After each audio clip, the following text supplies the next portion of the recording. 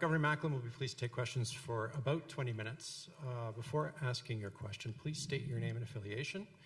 We're webcasting this press conference, so please use the wireless microphone, which my colleague Yan will be passing along. We also have several journalists who are participating remotely today, so we'll do one question per outlet to start here in the room, and then we'll turn it over to the teleconference. If there's time left over at the end, perhaps we can entertain follow-ups. Yeah, that's about it. The governor will be happy to answer questions in both official languages. Avant de poser une question, prière de vous identifier. Je vous demanderai également d'utiliser le micro sans fil. Libre à vous de poser vos questions dans la langue officielle de votre choix, bien évidemment. Governor. Who's going to be up here? Go ahead.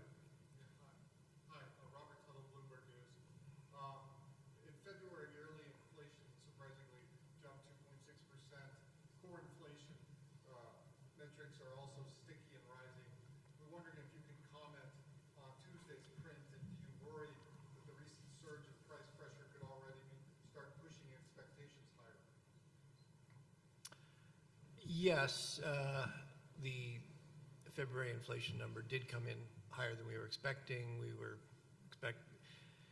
expecting something more like 2.3. It came in at 2.6. And the previous month, although the overall number was largely as expected, the details were a little firmer. So, yeah, it's got our attention. In terms of looking at it, a good part of the increase was expected. We all know that the GST holiday was ending. That's half off in February, so we were certainly expecting to see inflation move up, and it did. There were some, as there often is one month to the next, some special factors. Travel tours in particular, which tends to be a very volatile component, were up very sharply in February. Looking to March, I think a week ago at the press conference, I said we expected CPI inflation to be around 2.5% in March. That's still roughly what we're expecting. So, we'll see where we are in March. So, at this point, it hasn't fundamentally changed our view. There's often some volatility month to month, but as I said, it has got our attention. If you just kind of step back, what you're seeing in inflation is shelter price inflation is still elevated, but it has been coming down pretty steadily, and we expect that to continue. We know we've lowered interest rates. We know that'll feed through to lower mortgage interest costs. Rent, we can see that when apartments are turning over, the new rents, the rate of inflation's come down considerably. That feeds through to the stock. So we do expect shelter inflation to continue to come down gradually. Goods price inflation, which has been abnormally low, has moved up, and what you're seeing in the last month is it moved up faster than shelter came down. So we're going to be watching that evolution. As you mentioned, going forward, there is clearly a new element, and that is the impact of tariffs, and also just the impact of uncertainty. I mean, as I stressed a week ago, we are hearing from businesses that uncertainty itself is adding costs, and somebody's got to pay for that. So, we will also be looking for evidence that we will be tracking how consumer prices are affected by tariffs, how they are affected by uncertainty. I don't think we're really seeing that yet, but that is something that we will be watching for going forward. We'll go to Chris. Go ahead. Hi, Governor. Chris Fargo with the Calgary Herald. You mentioned in your speech, you talked about the regional impacts and the sectoral impacts that tariffs would have, and you specifically talked about Canadian energy and oil and gas. And I'm wondering, where do you see the biggest impacts and how they would unfold, whether that's through the commodity prices for Canadian producers or investment levels, or whether that's employment, or even longer-term Canadian energy maybe being displaced by other sources? Well, I think near-term, probably the thing that gets affected the most quickly are investment decisions. And what we're hearing from businesses broadly, not just oil and gas, is that the elevated levels of uncertainty, the unpredictability of U.S. policy has caused many businesses to sort of say, kind of call pause. They're waiting for more clarity as they decide on big investment decisions going forward. So I think that's where you're going to see it the quickest. You'll probably also, depending on what happens with tariffs on oil, you'll probably see some impact on prices. We've seen that in the markets react very quickly. These are spot prices. We've seen when President Trump has put tariffs on, we've seen that have some price impact quite quickly. So, if there are tariffs, U.S. consumers will probably have to pay more, but there'll probably be some discounting from Canada. So you get lower prices, that gets you lower income. For the energy producers, there is some offset to that because we've seen some depreciation of the Canadian dollar, so they're getting more. That brings more American dollars per or in Canadian dollars worth more. So that provides some offset. I think what you're specifically with energy, we're still exporting a lot of energy to the United States. There is more uncertainty. So far, we have not seen big impacts, and hopefully, that trade relationship can remain secure. The reality is, the Midwest of the United States relies heavily on Canadian crude, and it is set up to refine Canadian crude. The transportation pipeline network, which both have been invested in on both sides of the border. U.S. has got a lot at stake here as well. So this is mutually beneficial. It would only make sense for both countries to maintain that mutually beneficial relationship. But not everything that happens makes sense, and I can't deny there's some uncertainty. Is there anyone else? Go ahead, Edward. Yeah. Edward Jan from City News. Governor, there's been a bit of talk down south of a recession because of the tariffs. Could we see a recession in this country if you continue to be in a trade war with the States, or does even the prolonged uncertainty of tariffs could just be enough to cause a recession? The reality is there is a broader than usual range of possible outcomes. As I just talked about, uncertainty itself is having an effect, but certainly I think on this, you look at the range of outcomes, it's not a good outcome, but on the range of outcomes, not as bad outcome would be, yes, we have a prolonged period of uncertainty with some new tariffs, but those don't last very long. Those get removed. We get more clarity. We get back to some sort of predictable trade relationship with the United States. But even going through that period, I don't think we'll have a recession in that scenario, but we'll certainly have lower growth. You'll see some more pressures on prices. So a difficult scenario, but there are certainly much more difficult scenarios that are possible if there are broad-based tariffs, either universal tariffs as were twice imposed and retracted, or simply tariffs across many sectors. So it starts to affect many parts of the economy. So if you get broad-based tariffs for a long time, yes, that could very well lead to a recession. So there is a broad base of outcomes. I think from a monetary policy perspective, what we're really looking at is less about focusing on a single outcome, a single forecast, and having to think more about the range of outcomes and how do we set monetary policy for a plausible range of outcomes. I think we have at the back of the room here. Go ahead. Drew Miller, CTV Calgary. Just heading into the upcoming federal election, how confident should Canadians be that inflation is under control? Canadians can be confident about our commitment to maintaining price stability. Now, what what do I think this will look like for Canadians? Look, if there are significant tariffs and retaliatory measures, some prices will go up.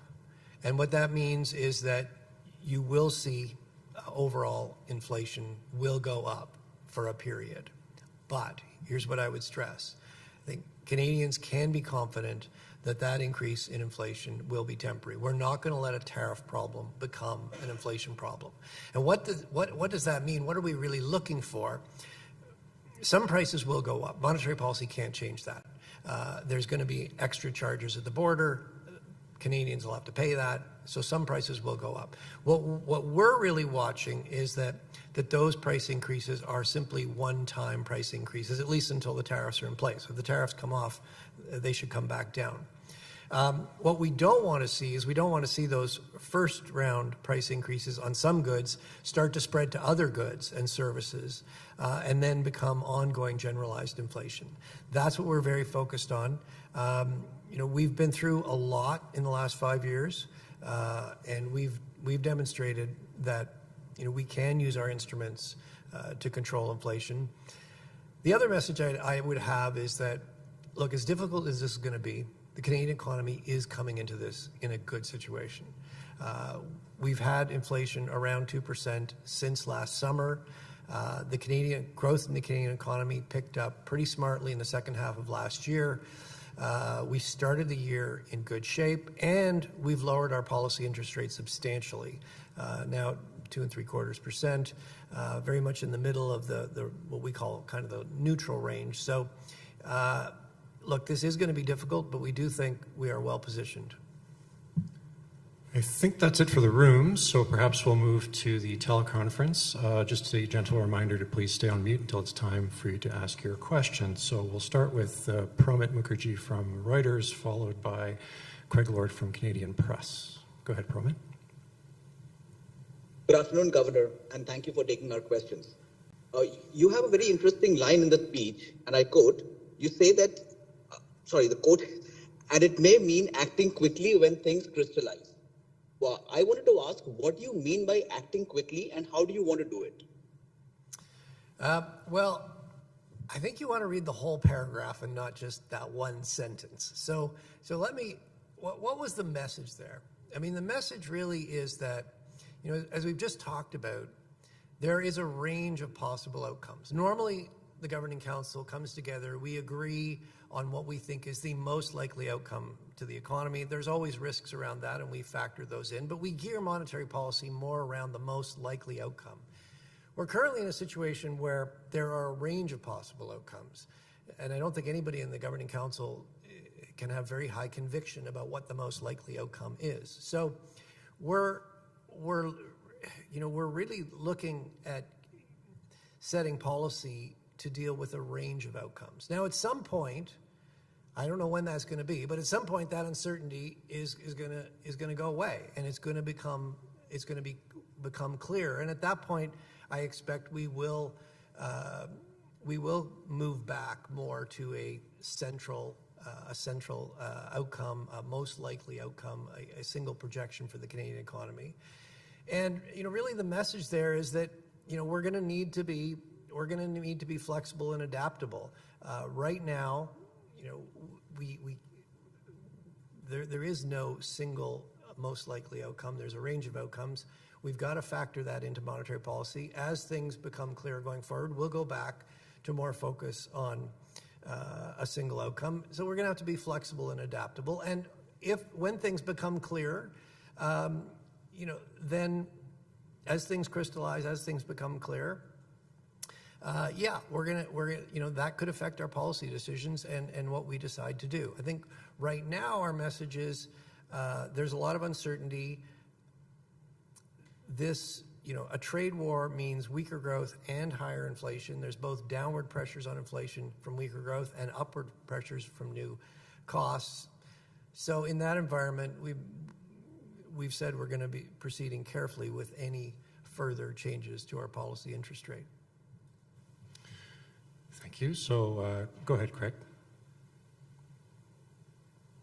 Thank you, Governor, for taking our questions. We know that there's significant uncertainty tied to the U.S. tariffs. China today launched a new wave of its own tariffs on Canada.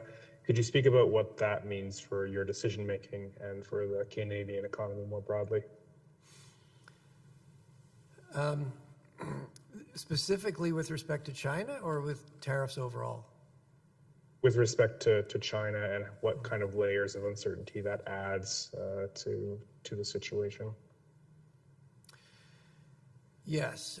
Look, I mean, stepping back, unfortunately, and this isn't just a comment about Canada. I mean, stepping back globally, you're seeing increased economic fragmentation. You're seeing increased protectionism, increased use of tariffs around the world.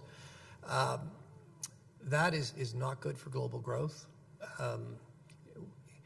We've had a long period where all our economies have benefited from the tailwinds, from peace, from globalization, from increasing integration, from demographics have also been a tailwind. Unfortunately, those tailwinds have all turned into headwinds. Coming back to specifically Canada, we are somewhat squeezed between tariff conflict with the United States, tariff conflict with China. There's no question, this is having an impact on the Canadian economy. It would certainly be better for all of us, all of our countries, if we can get back to more predictable, secure, open trading relationships. Having said that, the world has changed, and economic security is going to have to factor more into trading relationships.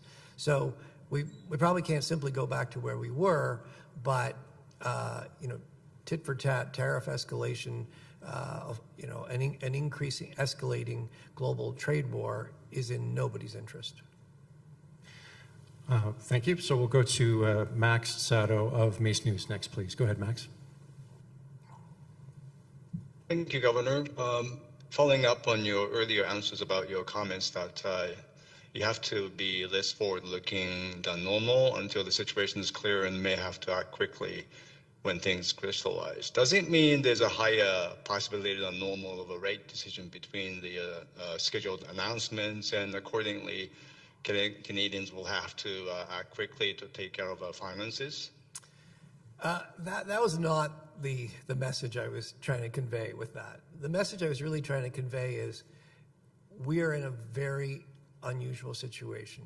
Uncertainty is much more pervasive than normal, and that's affecting how we're going to take decisions. And just to sort of lay that out for you a little more clearly, right now, so a little less from a month from now, we are going to have a new monetary policy report.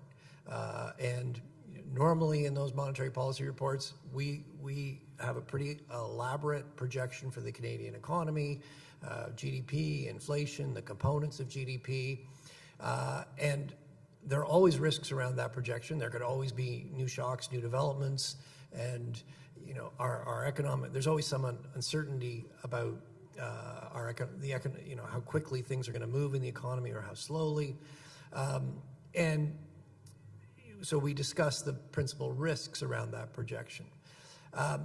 Right now we're working on our monetary policy report for April, and a lot can happen between now and when we publish that report. We've seen how quickly things can change, and obviously we're very focused on what the U.S. says on April 2nd around reciprocal tariffs, what that means for Canada, what that means for other countries. So we'll see.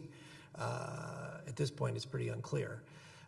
But if we were to prepare that monetary policy report today, I don't think it would have a single central projection. It would probably, I think right now we're thinking about a case where there's some tariffs with a lot of uncertainty for a period which eventually dissipates.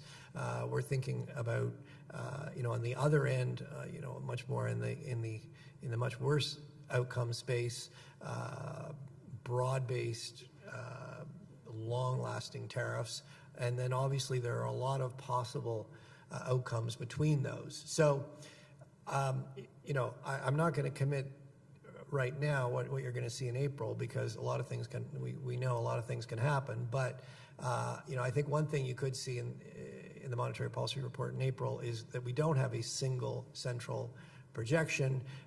We have, you know, we look at a range of outcomes. Certainly, as I said, you know, that is how we're thinking about policy right now. I think we're going to squeeze one last one under the wire if we can. Paul Vieira of the Wall Street Journal. Go ahead, Paul. I want to go back to this week's inflation report. Paul, I'm just going to stop. We can't really hear you, Yeah, Paul. we can't hear you, Paul.